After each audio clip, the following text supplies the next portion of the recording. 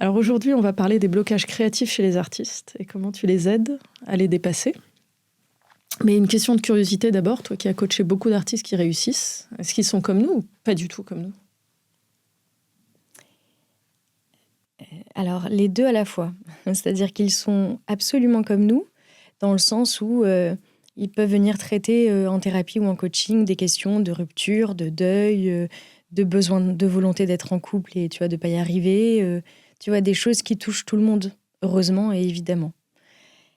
Et à côté de ça, il y a quelques paramètres à prendre en compte quand on travaille avec des artistes, c'est qu'ils ont un accès à leur sensibilité qui est très très développé, par choix ou pas par choix, mais en tout cas, ils vivent avec leur sensibilité et donc un regard sur le monde, sur les gens et une esthétique, enfin, tu vois, quelque chose qui va ensuite, ce qu'on va retrouver dans leurs œuvres.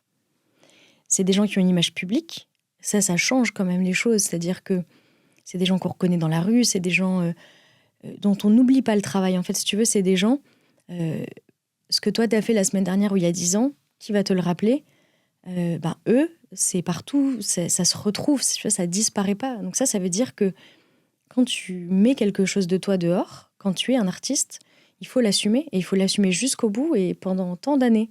Et ça, c'est particulier aussi, dans tout ce que ça fait, tu vois, travailler à l'intérieur de soi. Et le dernier élément, c'est que eux, ils n'ont pas une vie, tu vois, une vie pro, vie privée, comme on peut le dire d'entrepreneurs ou de gens qui, tu vois, qui travaillent dans des bureaux. Ils peuvent pas déconnecter de la même façon en fermant leur ordi, par exemple. Il y a quelque chose qui est un peu toujours en mouvement, parce qu'en plus, en général, ils ont plusieurs projets en même temps qui sont en cours. Et donc, il y a quelque chose de très à l'intérieur d'eux, qui après va devenir un objet extérieur, disponible pour le public, mais il y a quelque chose vraiment à l'intérieur d'eux qui les travaille tout le temps. Et ça, c'est important de le prendre en compte quand on travaille avec les artistes.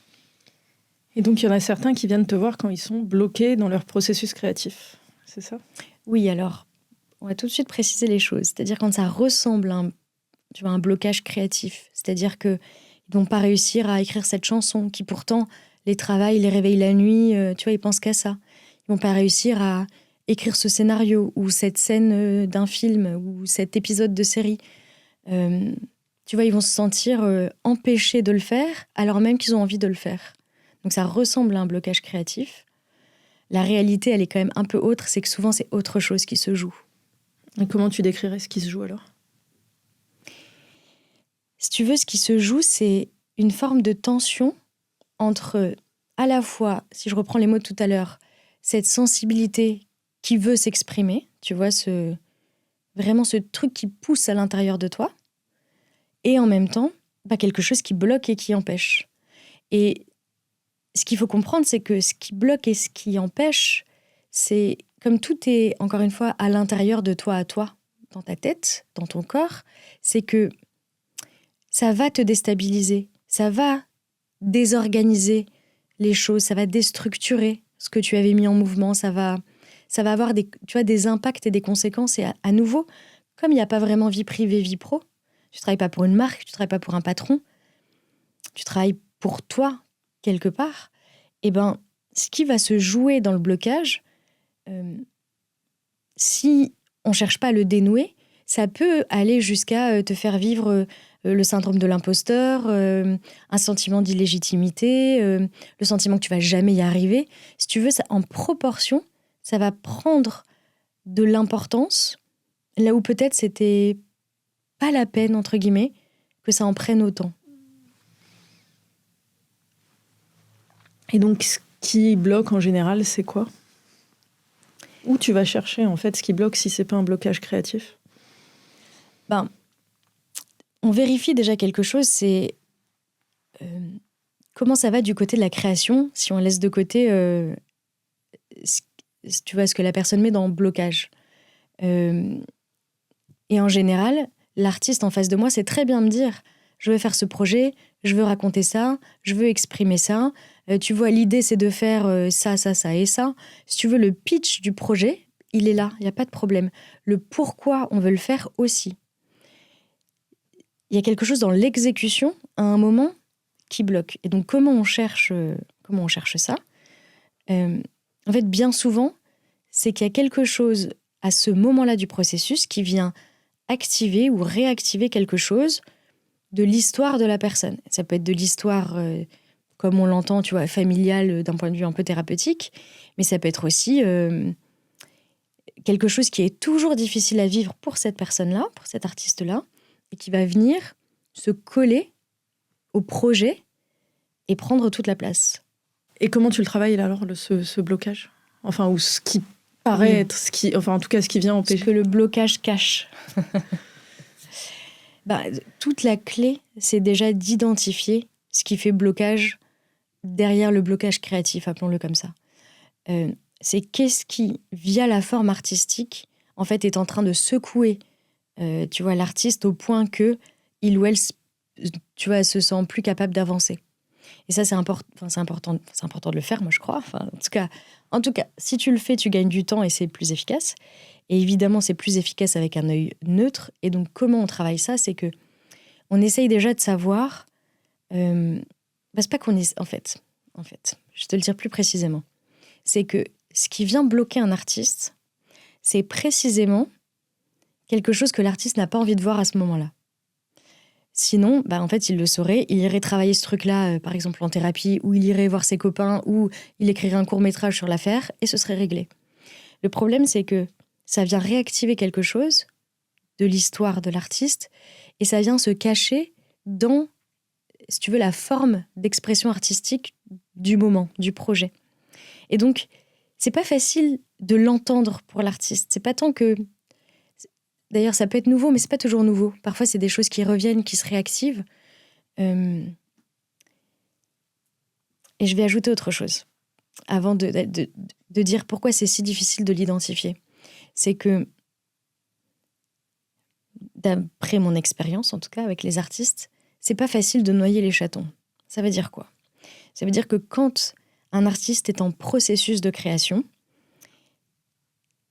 entre le moment où, si tu veux, le premier brouillon, entre guillemets, sort, et le moment où l'œuvre, dans sa forme définitive, va pouvoir être montrée, il y a énormément d'étapes.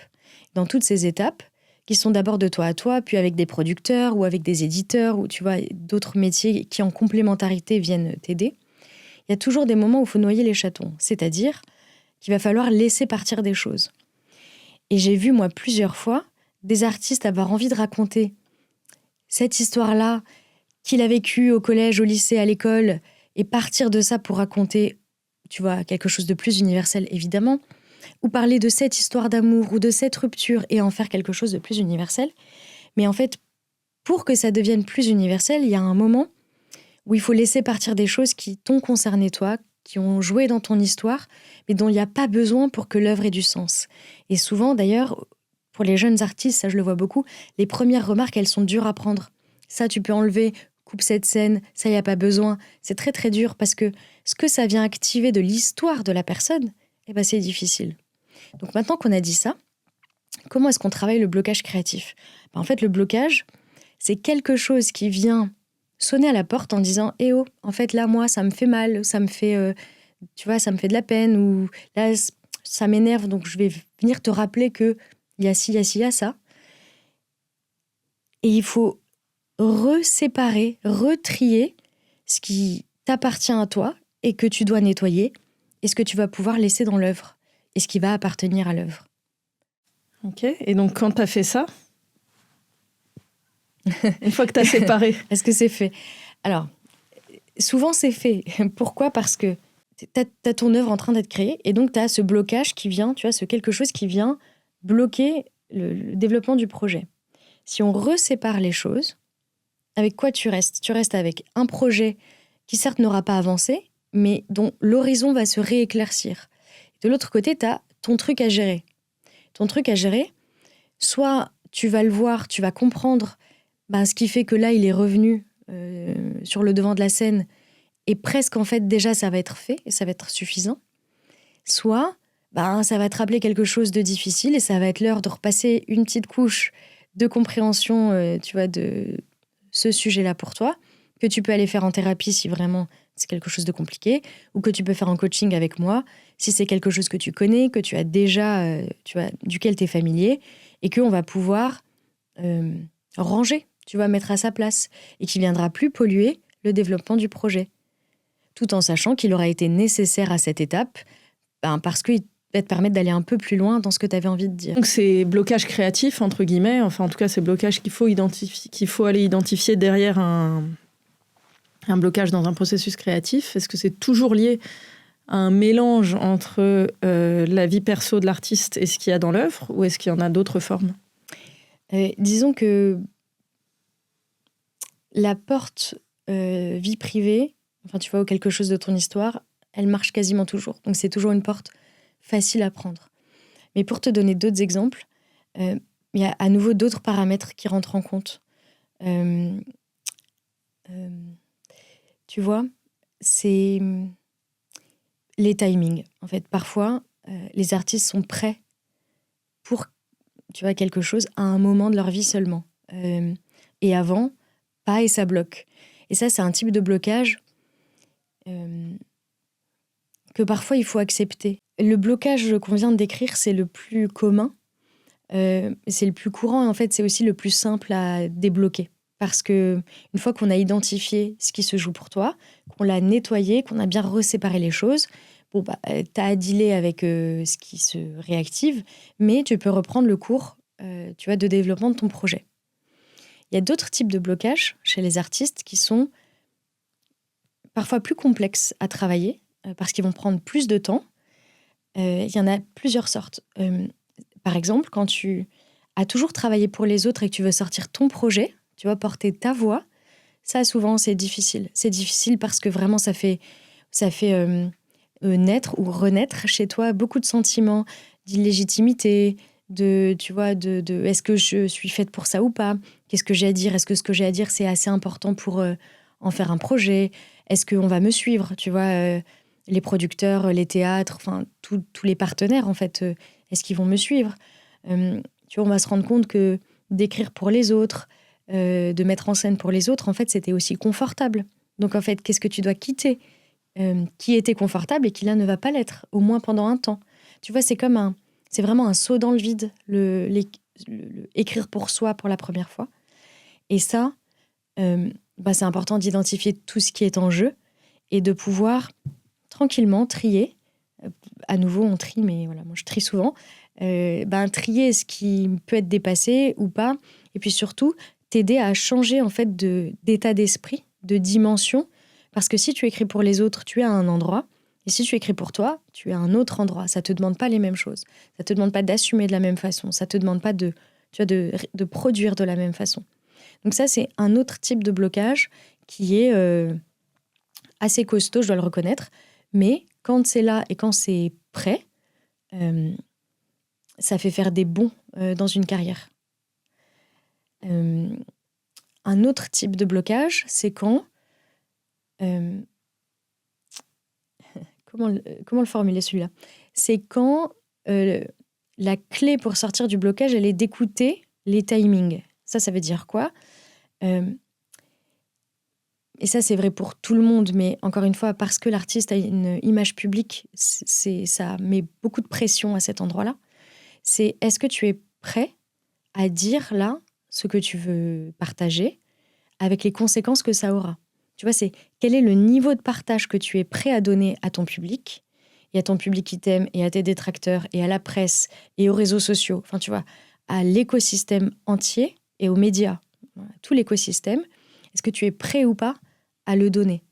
Tu vois, ça c'est l'exemple de Vita, qui a écrit qui a produit son album Charlotte, qui est son vrai prénom, il y a quelques années seulement, alors qu'on la voit, tu vois, on la voit avec sa musique depuis 15 ans, 20 ans. En fait, elle le disait, elle, dans sa promo. Tu vois, ça, c'est un bon exemple parce qu'il est très, très... il révèle bien ça. Elle n'était pas prête à donner cette partie d'elle beaucoup plus intime plus tôt. Ça ne l'a pas empêché de faire des cartons pleins et des succès après succès.